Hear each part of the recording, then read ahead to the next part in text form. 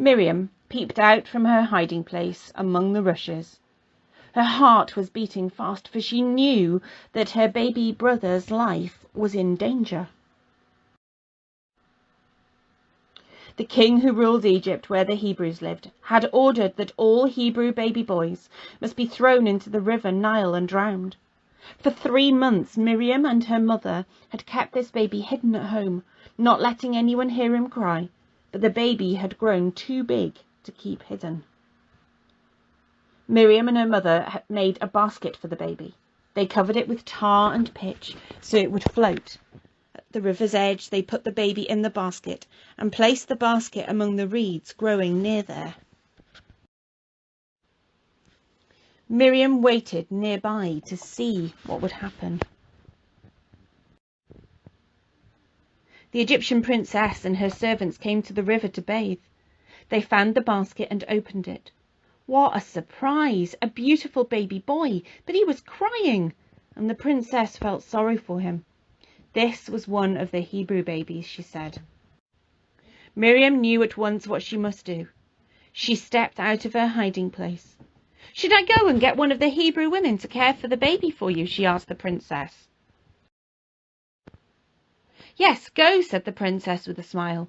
So Miriam joyfully ran home to get her own mother, and the baby lived at home with his own family until he was old enough to live in the palace.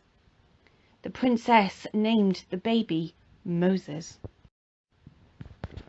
When Moses grew up, he left the palace. Later, God called him to be the leader of the Hebrew people. You can read about how God spoke to Moses in a book of the Bible called Exodus, in chapter 5 and chapter 6. And you might remember that we learnt about Moses when we were doing the Jesse tree. Do you remember the burning bush and the 10 Commandments? Well, they were stories about Moses. So now I'm going to say a prayer.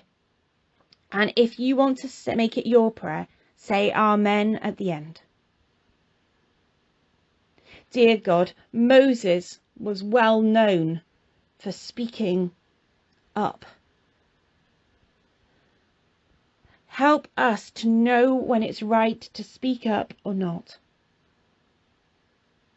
We ask you to help us to decide what is right.